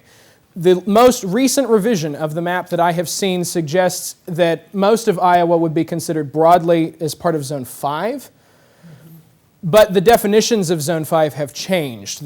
So when you have all this variance to work with, there's the easy option is to sort of change the way you structure an individual zone or just change how you define a zone. And so some of these zones are getting, the boundaries are expanded. So the range of minimum temperatures, which is what the map is based off of, are getting bigger to account for some of this up and down nonsense that's happening. So broadly, most of Iowa would be considered Zone 5. You on the south and east side, if you took a map of Iowa and you went from Keokuk and Burlington all the way up to Sioux City, generally the map is kind of tending from warmer in the southeast part of the state and through kind of as in diagonals up to cooler parts of the state across the top. So without spending a whole hour on hardiness zone maps, that's... Yeah, good. How about summer? Is there a summer zone for... Well, the American Horticultural Society has a map called a heat zone map. And at the top of my head, I can't remember, does anybody know off the top of my head what Iowa's heat zone is? I want to say it's 7-ish, 6-ish, I don't know. It's the heat zone map is based off of sort of daily maximum summer temperatures. And it's helpful in some parts of the country. I think it's helpful everywhere. It's just not been as widely adopted as the hardiness zone map is. And it basically is a way of gauging which plants can sort of tolerate summer, because for so long, our mindsets about choosing plants, particularly northern climates, are, oh, will it make it through the winter? And the fact is that a lot of plants maybe necessarily are perfectly hardy, they just can't handle the summer. This mid-continent, humid, potentially wet summer that we can have. So, would you mind thinking spring, early summer? Maybe late summer, high summer, fall. And could you give us your favorite sunny plant and shady plant for each of those times? Let's start with spring. Spring? Spring's coming, and what are you most excited to see? Irises. Boy, isn't he predictable. So for sun... And then if you say iris, can you pick an iris? Sure, I'll do that. Okay. So there are all kinds of irises. There are tons of species. Yeah. And so I was do sun and shade for each of these. Okay, so for sun, I'll only pick one iris. I could pick an iris for both. But for spring and for sun, go with some of the dwarf irises. They're absolutely enchanting, and you're missing a whole new vantage point of the earth if you haven't laid on your stomach and looked at a dwarf iris clump that's this tall in full bloom. So that's sun for spring. Spring for shade. I am a sucker for epimediums, the barren worts. I see lots of yeses, like there's a team out here that's rooting for them. Barren, yes, yes. There's all kinds of them. They come in all different colors and shapes and heights and sizes. and are absolutely perfectly tough plants for shade. Summer, full sun. Well, summer is so huge. I have to go back to that eastern horsemint because I'm just on a shtick about this lately. Eastern horsemint is fabulous because it's one of the first bee balms I can enjoy without having to explain why there's silver spots in the foliage. And so and actually it can tolerate some part shade too, but it's generally a full sun plant. So the eastern horsemint. Summer for shade. I have to go back to that Scutellaria incana that we saw, the hoary skullcap too. I'm just absolutely enamored by that plant. I think there are photos of me from that trip next to a plant going like this, but yeah, ma'am. It's eastern horsemint. The botanical name is Monarda bradburyana. You're saying horseman? Horsemint. Horsemint. Sorry. Horsemint. Okay. And is that hoary skullcap you mentioned, is that an annual or a perennial? All these are perennial. Okay. I have a shirt, even though I don't actually feel this way, but it's just kind of fun to wear it. I have a shirt with a big petunia on it that has a don't smoke sign over it that says friends don't let friends buy annuals.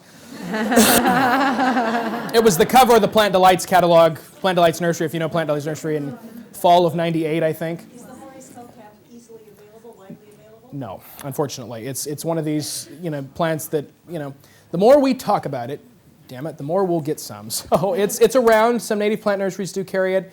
But it will be tough to find. If we Google it, if you Google it, you should be able to find some sources and things too. Also check out my kellydnorris.com. There's a section called Handouts and Downloads, and there's the zone-worthy PowerPoint, and Scutellaria is in the zone-worthy PowerPoint, and there's a whole list of a list of Kelly's favorite nurseries kind of thing there. Yeah. The majority of which of those plants in that talk are found between one of those sources, so that's helpful. So now we move into, that was early summer, we'll kind of make, summer's so big. So late summer for full sun. Oh, let's pick something creative. That's not too nerdy. I love goldenrods. They don't cause hay fever. Don't give me that. The pollen grains are totally different. If you snort anything, you will sneeze. But believe me, goldenrod pollen is not that small. It does not cause hay fever. And we need to grow more goldenrods because they are tough, they're stubborn. And so, I could choose, I did a whole article on goldenrods for Iowa Gardening Magazine, so go pick up a copy of Iowa Gardening and see all those goldenrods. Late summer for shade.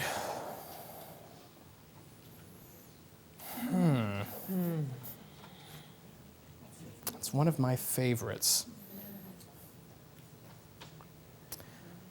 Oh, how could I forget that? Bush clematis. Bush clematis was up in there. Clematis heraclifolia. It is the August plant. Absolutely incredible. And the amount of variation that's out there is stupendous. My favorite one, which I got from the Perennial Flower Farm several years ago, smells like gardenias. A clematis that smells like gardenias. It's weird, but... How are you spelling heraclifolia? Heraclifolia. I think it's actually on the handout somewhere because it was in one of those shots. Let's find it. 39 under vignettes. Clematis heraclifolia. Bush clematis is the common name. So now how is that different from integrifolia? Because that's also a shrub. Great question. Integrifolia, so there are vining clematis and non-vining clematis. And within non-vining clematis, there are those that sort of ramble, which integrifolia kind of does. Heraclifolia is truly almost shrub-like. It has kind of an open, airy form, but it's stout, though. Some forms are a little lax.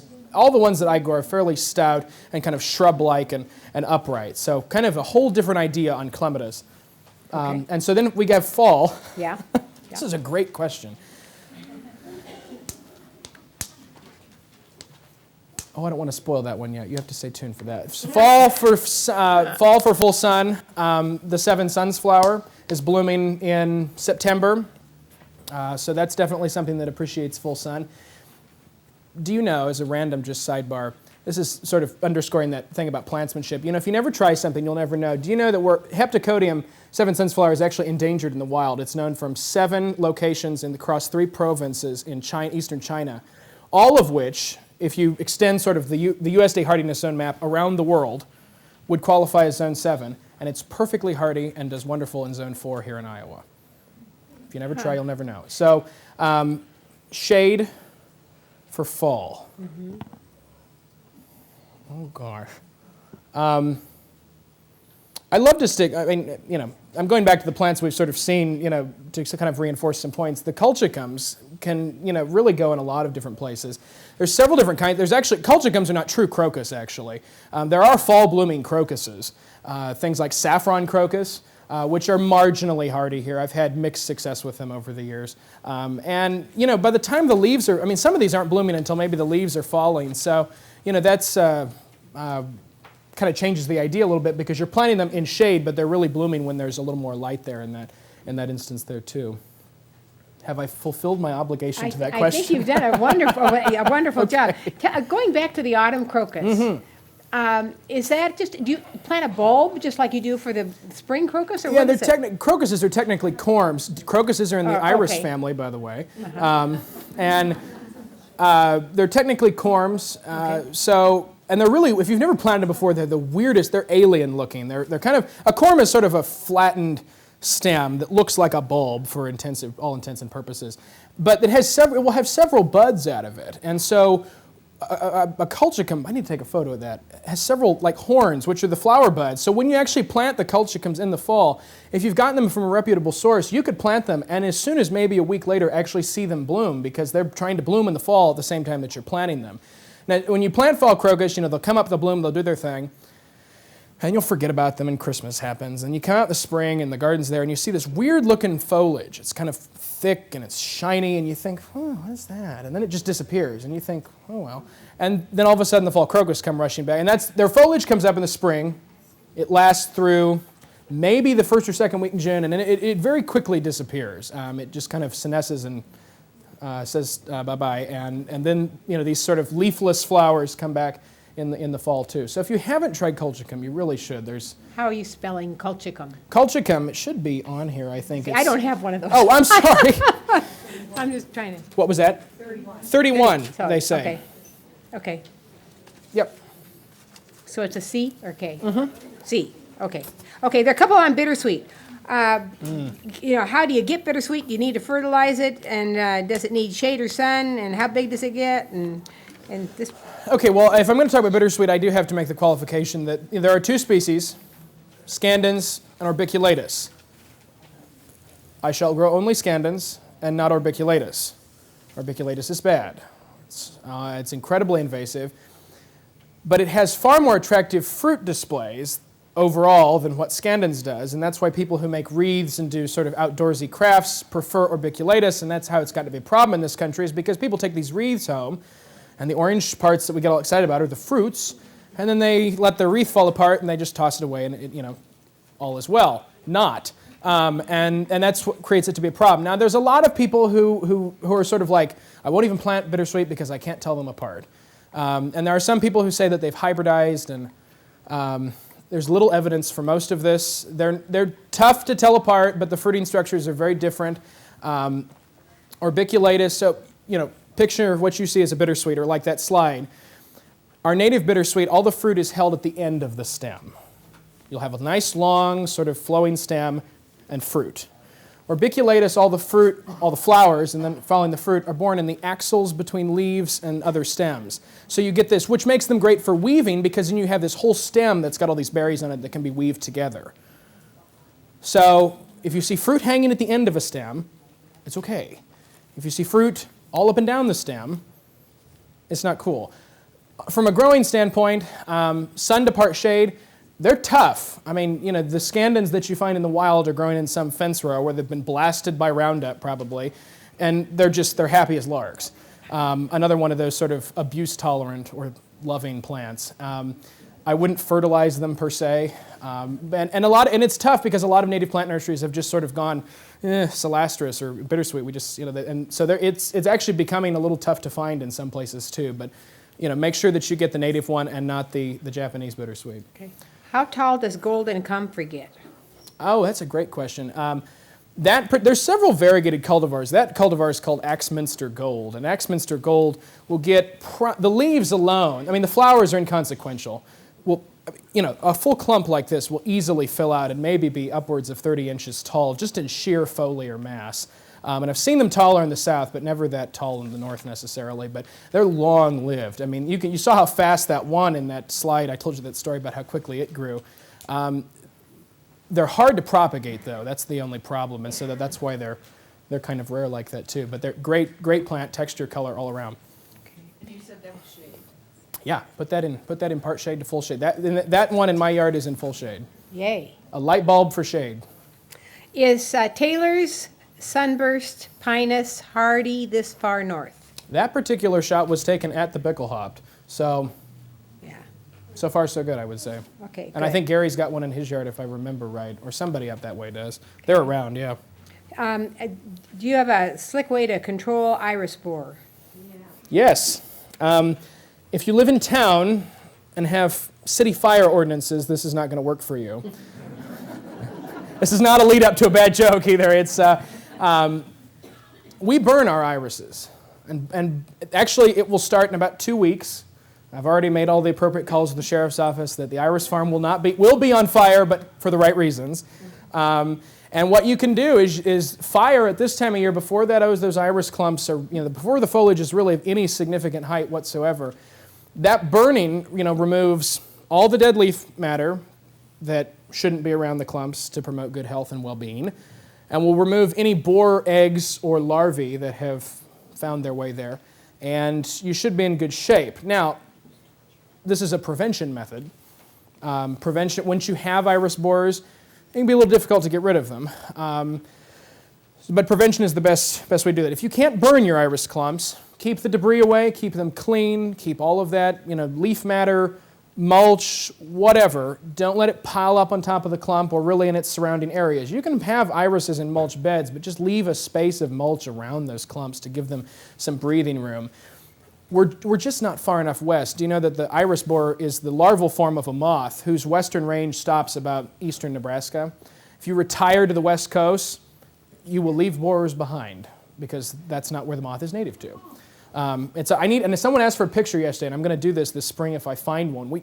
I have trouble finding them because we burn the whole field. There's not a. Come to your garden, Diane. Okay. They're just a little brown, nondescript moth, and she lays her eggs at the base of those clumps where it's nice and leafy and littery, and she can get in there and lay those eggs. And then those eggs overwinter, and then they hatch about now, and they're hungry, and they eat one thing. Irises, and so by the time you often know that you have an infestation, those borers are probably long gone. So prevention is, and there aren't any good insecticides still on the market. The best one was taken off the market a couple of years ago for labeling issues. So prevention is the best thing. Does Clorox water do anything? Yeah, well, that's again sort of an after. I mean, borers are these grimy, grubby little disgusting creatures that carry bacteria on their body, which is ubiquitous in the soil. And so one of the symptoms, which is really kind of an after effect of the borer, is soft rot, which will happen to about the kind of soft rot that you'd get on any kind of herbaceous perennial during a really, really wet year. It's the same family of bacteria because they're ubiquitous, they're all over the place. And so once you have rot's perfectly treatable if you catch it in time. You can dig up the clumps, trim them back, and shake the dirt off and throw them into a bucket of 50-50 bleach and water. Or, if you're a little eccentric, like yours truly, you can walk out with a jug of Clorox and pour it straight onto the clump, and it'll be fine. No joke. No joke. We had a terrible problem with rot last year with all the rain that we had. One of our trial beds, the median trial bed, is up on top of a hill where there is no drainage. So it just ponds and puddles. And so we had all kinds of rot breaking out. It was driving me crazy. And so I had one of my people, I said, go get me a case of Clorox bleach at the grocery store, and we're going to go bleach the place and apply it directly to don't wing it around, but try and directly apply it to where at the base of the rhizomes, the crown where you see it, and you'll be in good shape. Good, okay. This is Yes, back. wait a minute. Oh. I had a traffic stopping patch of hybrid iris, Uh-huh. and we got that borer in it. And we finally we tried for a couple of years, digging them up and cleaning them and everything, and we finally just gave up. But when we dig in that place, we are still finding those little brown things. How long do they survive? It's been 4 years. Can you repeat the question if you can? Yeah, she was asking, she had this traffic stopping clump of irises and they got borers, and so they just did away with the clump, and now when they dig in that area, they're still seeing signs of these sort of, grubs. Without seeing them, I wouldn't be able to confirm whether they're actually iris borers or not. No, I know they are, it's that brown. Okay. So they're very small. I mean, Chrysalis, I guess. yeah. I mean, I would have to see them to know whether they're iris borers or not, I guess is what I'm saying. The iris borers are very small, and those larvae won't live without food source. And unless there's something around, I mean, that moth has several host species. You'll occasionally, there have been reports on the East Coast of seeing them in daylilies, actually, but they're not really, there's not a coevolution with daylilies there to sort of, support those larvae for very long. So I guess my overall question is I don't know why they would still be around without much of a food source or something. They're dormant when they're in that brown case, aren't they? Well, I think you're talking about an overwintering structure for a moth or a butterfly, like a chrysalis is. These are larvae. These are actually sort of, grub-like organisms that are kind of worm-like that would be in the. So I wouldn't know without being able to see them or looking closer. So sorry, I can't answer that for you. Back to your burning. Sure. This person wants to know when and how often you would recommend burning, like for burning a prairie, and if you think fall burning is okay. There is literature that supports that fall burning isn't a bad idea. I did a lot of prairie restoration work when I was a kid in high school. I still say that March is to every season we burn, burn, burn. And so, spring is, if you consider, go back in time and consider when fire typically happened in the calendar year in the prairie environment too. They were most often happening at a couple of times a year. There would be the occasional summer fire that would be caused by, sort of a thunderstorm event, which would happen in the summer or maybe into the fall. And then there were spring fires too. There was a lot of tinder out there. I mean, a lot of sort of, carryover debris from the previous years, potentially a lot of wind early in the spring. So, I mean, I'm certainly not a prairie reconstructionist or an expert in prairie ecology necessarily, so I'm hesitant to say a lot more than that too. Certainly the standard is to burn in March or the spring. Okay. This person says, even though I watch the day length, I can't get my onions to bulb. Any suggestions? Talk to Hank Tabor at Iowa State. I don't do vegetables. Yeah, okay, that's a good I'm an idea. ornamental horticulturist. If it feeds my soul, we're good, but I'll go to a farmer's market and support somebody who knows how to grow vegetables. So. Okay, and do you have any, this is the last one, do you have any wisdom as far as Japanese beetles on roses? Well, we could stop right after do I have any wisdom? The answer would be no, but on Japanese beetles on roses, you could just not plant roses, but sorry. I personally, Japanese beetles are a tough problem, and there's no magic answer for how to deal with Japanese beetles, unfortunately. And they're very they're non-discriminate in what they like to eat. So I mean, they're kind of Yeah, no, I'm not sorry. a great question to It's end okay. on. I think if we're going to do a door prize, we better do it now. Diane? Yeah. Diane and Cindy, come on. I want you to know that these two women are the co-chairs of the Project Green Steering Committee, and they work their tails off for this organization. It's true, it's true.